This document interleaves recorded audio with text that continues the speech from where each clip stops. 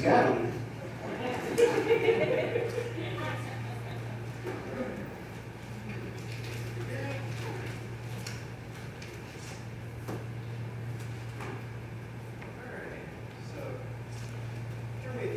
Turn with me if you would to Luke chapter 4.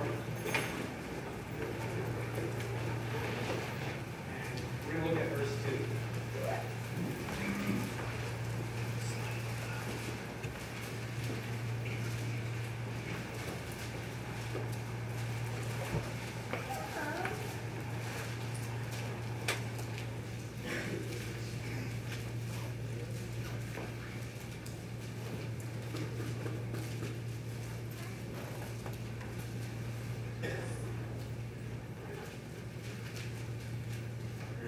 Speak now for a word of peace. Okay, we're good. Okay. So, verse 2. Being 40 days tempted of the devil, and in those days he did eat nothing, and when they were ended, he afterward hungered. And the devil said unto him, If thou be the Son of God, command this stone that it may be made bread. And Jesus answered him, saying, It is written that man shall not live by bread alone, but by every word of God. And the devil, taking him up into a high mountain, showed him all the kingdoms of the world in a moment of time. So, first off, I have a question for you. Are you guys blameless? Now, you don't need to answer it out loud. Just answer it in your head real quick. Think about it while I'm up here. Are you blameless? Are any of us blameless?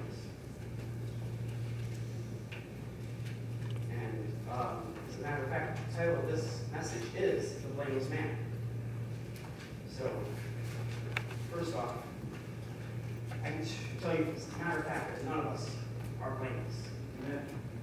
We've all lied. We've all at least taken something. I mean, I was, what, 2 or 3? Come on, how old was I when I took that little thing of Tic Tacs? 2? Yeah, I mean, I didn't know any better, but I took them. I mean, she went back to pay for them, of course. She wasn't going to let me do that. She never let me do anything. Well, she only went to church. And unfortunately, school. Right? Well, anyway, what I wanted to let you guys know now is Jesus, he had the capability of sinning just like we did. He was just like any of us when he came down here. The only problem with him being like us, was that he had the potential of committing sins just like us. Jesus, when he came down here, he was a man.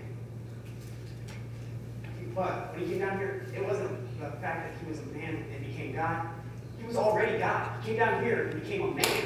Yes. And here, it shows that for 40 days straight, Satan tempted him everything he could throw at him. Tempted him everything that is thrown at us nowadays. And Jesus, I want to show you something. And verse 8, you'll look with me in chapter 4 of Luke. He said, And Jesus answered and said unto him, Get thee behind me, Satan, for it is written, Thou shalt worship the Lord thy God, and him only shalt thou serve. Satan even tried to get God, or Jesus, to worship him as a God. And he offered him kingdoms. He tried to tempt him to make himself eat, or give himself some food. And then God just told Satan, Get behind me. You shall worship me. And Jesus, he needed to be sinless so he could die for us on the cross, right? He couldn't just do whatever he wanted. He couldn't just come down here, go, oh hey, there's a, I don't want to go to a store, swipe a few things, walk away, and just, whee, I do whatever I want. No, he did his Father's work. Yeah, that's right. If Jesus had sinned, we wouldn't ever have a chance to go to heaven. Ever. If he'd sinned, he would be in hell right now, probably. than likely, because it says he went to hell for 3 days and rose again. So I believe that if he sinned, he would not have risen 3 days later. He'd still be in hell.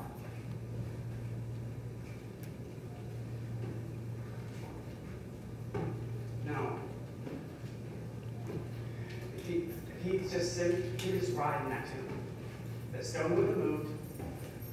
Nothing would have happened. Nothing would have changed for us. We'd still be on that path to hell. Instead, now, we have a narrow road to heaven. Even though the road to hell is wide, people choose to go there. God isn't sending them there. We choose it. Amen. And he offers this gift to us. Yes. Right. You accept it. He doesn't force it down your throat. Oh, here, take this gift. No. He presents it to us. He Yes. offers it to us repeatedly. Yes. Even after we turn it down, we spit in his face, punch him, we kick him, like we were doing with Joe earlier. Except with spitting. We didn't spit on him. That would be disgusting. I ate it. But anyway. Now, what I want you guys to do after this, or not after this, but I think it's, one second. Yeah.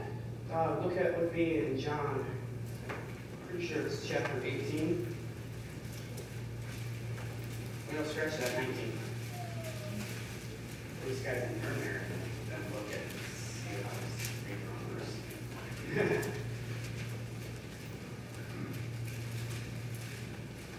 Actually, no, it is 8:30. It's chapter 8, verse 38. Come on. Good morning. I'm sorry.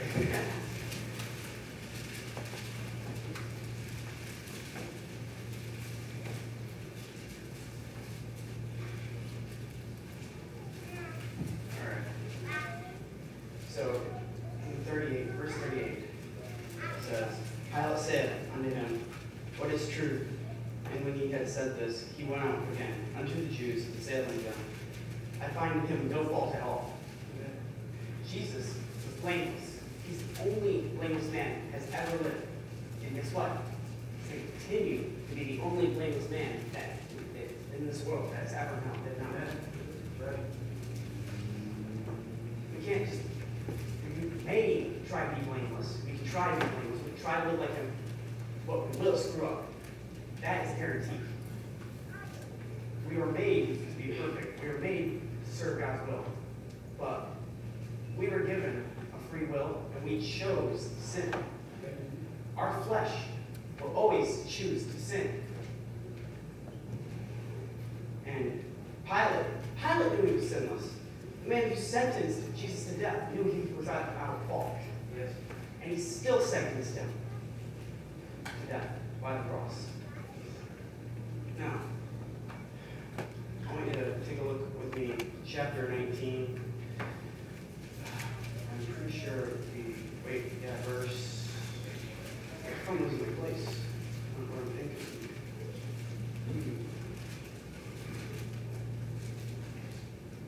Yep, verse 6 was right. Okay, it says, you guys are there. And it says, when the chief priests, therefore, and officers saw him, they cried out, saying, Crucify him, crucify him. And Pilate said unto them, Take ye him and crucify him, for I find no fault in him. Right here, the chief priests and the officers, everyone that was there, that was yelling, Crucify him, they knew he was faultless. They knew he was out blame. And Pilate knew it. And here it says, Crucify him, for I find no fault in him. He's saying, using that as a reason to kill Jesus. Okay? And even after all, and they didn't just, kill him lightly. They didn't just make it quick and painless. No. They whipped his back. I don't know the exact number of times they whipped his back, because I couldn't find that passage. My message was not originally this, and the Lord changed it on me when I was at camp. And I'm happy he did, because this one's much easier. The other one was highly difficult. But this one, I like it. And you know what? I don't know this. When they put the crown of thorns on, they gave him purple robe, but when they gave him the crown, they didn't just go, here you go, have this crown. No. Here's what they did. They took the crown and then they pushed it down after they shoved it into his head. Blood spurting out.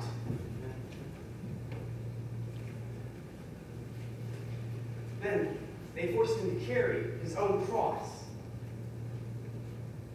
up to I think it was Calvary, the mountain. And there, they put him on a plank of wood. They laid him down on it. They didn't first put the plank of wood in the ground, hold him up to it, and then nail him down. They had him flat on the wood. They shoved the nails into his hands, into his feet. They lifted up that plank of wood, smashed it down, tore open the flesh in his hands, his feet, and that was agonizing pain enough for him. But then they proceeded to spit on him, punch him, to beat on him repeatedly until he was dead.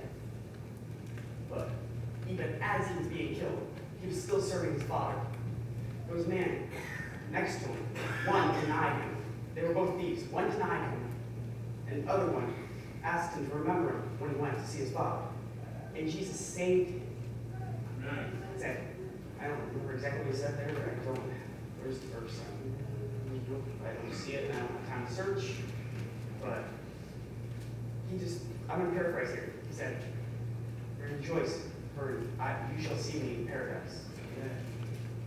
And after Jesus died, they didn't just stop.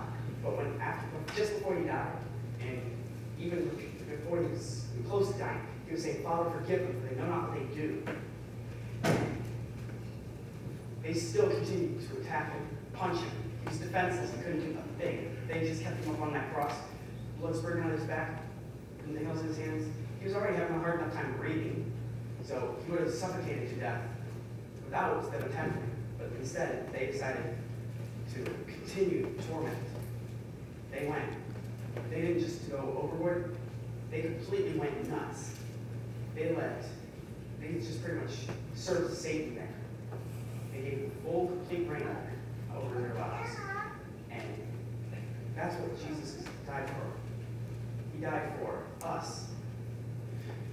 In God's eyes, we're just as bad. None of us are blameless. Those men were far from blameless, just like we are. None of us, I don't think, have slaughtered or killed anyone here. I know I haven't. And that's probably because I was on a leash. That's my life here. Not an actual leash, of course. But still. More than that. But I don't think anyone here has ever killed anyone. For people in the military that I've been here, I know there's more than likely people in the military. You guys probably killed someone in the army serving your country. But there's a difference between that and outright murder like they committed there. They were pretty much mocking him, laughing. They were celebrating getting the chance to kill him more than likely. And Jesus he could have saved himself. He could have pulled himself off. He could have got himself off that cross and had those men slaughtered for what they were doing. But he didn't. He continued on serving his Father. He even took a man to heaven with him. And after he was dead, it says in chapter 19, we're going to start there, verse 33, and we're going to read down to 34. It says, but when they came to Jesus and saw he was dead already, they brake not his legs. But one of the soldiers with a spear pierced his side, and forthwith came there out water and blood. Even after he was dead, they continued to attack him. They continued. They didn't just stop and say, that's enough.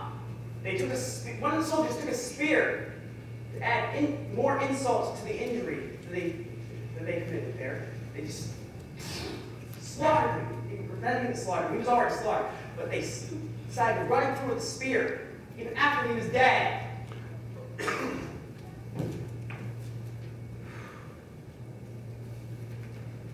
And we can't just blame Adam and Eve for the reason sin was here on earth, or here on earth. Because guess what? If they hadn't done it, we would have. Because we all have the same capability of sin. God's will for our lives was not to have sin on this earth, but that didn't exactly work out. So now we have to have the next best option. Now we have this curse in our lives. And, well, if you've noticed, people in the biblical times, they lived into their hundreds. Now the lifespan is expected to be like 65, 75, something like that. So, I mean, the curse is getting worse and worse as time goes on. And if you go out into the world nowadays, you see it, it's falling apart.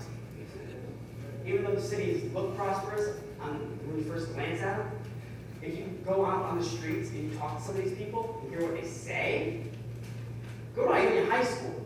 There's a perfect example of what people say. I know, I've gone there for almost 4 years. I've actually been there. I just got to go my 3rd year. I don't want to go back to Ivy High School. The only reason I go back now is because of sports. And guess what? I used to be one of the worst people in the high school my freshman and sophomore year. Through the second trimester of my sophomore year, I got into wrestling. And I owe a lot to the coach of the wrestling team, because if it weren't for him, he's not, I don't even know if he's saved, he managed to pull me out. That's sort of sad there. But it's great that God, he used it, more than likely an unsaved man, to pull me back into his will. And I'm grateful for that.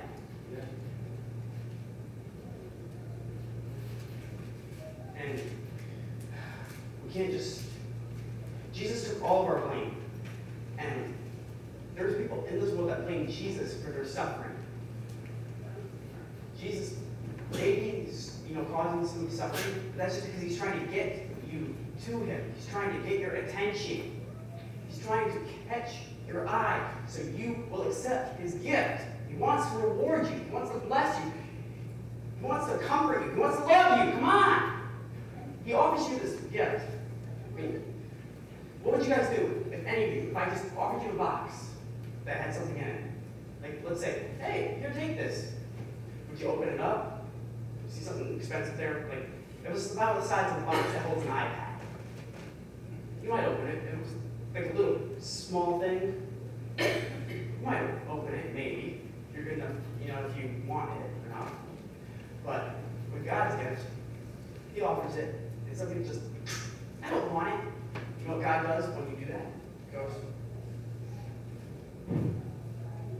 picks it up, dusts it off, and works in your heart a little bit more, offers it to you. Again, and again, and again, and again. But there's a limited amount of opportunities you get for it. He says, all right, that's enough. And that, I wish that wasn't the case, but it is, unfortunately. And that's just because some people just are so wicked that instead of just going to God, and if they not only just turn his gift away, but they also go and they happily serve Satan. They take all the stuff Satan gives them, and after a while, when Satan takes it all away from them, just to to get them to do more wrong. Because let's see, here's an example for you. Let's say you got a ton of money, okay? You're spending it all on ungodly things, going to bars, just doing a whole bunch of ungodly stuff. You lose all that, okay? Then you go rob a bank or something. Try to build that all back up. You're basically curing sin with sin when you're doing that. And Jesus took all the blame for us. When we accept the gift, we have the chance to go to heaven. And when God was on that cross, or when Jesus was on that cross, he asked his Father to forgive us. He asked his Father to forgive the men who were crucifying him. He said, Father, forgive them. They know not what they do.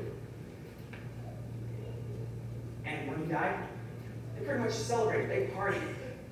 They threw him into they put him into a grave, put a stone there so no one could take the body.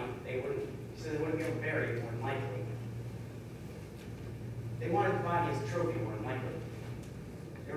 I'm guessing they were going to put something over there. I'm pretty sure they put something there that says, "This is King of the Jews." You know, the date and all that stuff. They were going to use that for Satan's glory right there. Kill him. Or say that they killed him, and they were just going to give all the glory to Satan. But sin isn't just your only option. If you aren't saved, Jesus can help you out. He can help anyone out, even the vilest offender. There's a song in the hymn, I think it's one of the verses of it says, "Even the vilest offender who truly believes." He can help anyone, no matter what you've done. Your sins, they do matter, but when you go to God, He gets rid of them. Wipes the slate clean. And when He saves you, if you mess up, you go to Him. He just says, "Okay, that's okay. Don't worry about it. That sin's done now."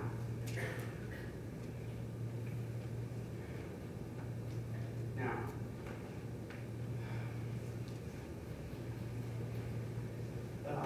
if I've answered your question, when do you think you're blameless? If you did before, do you think so now?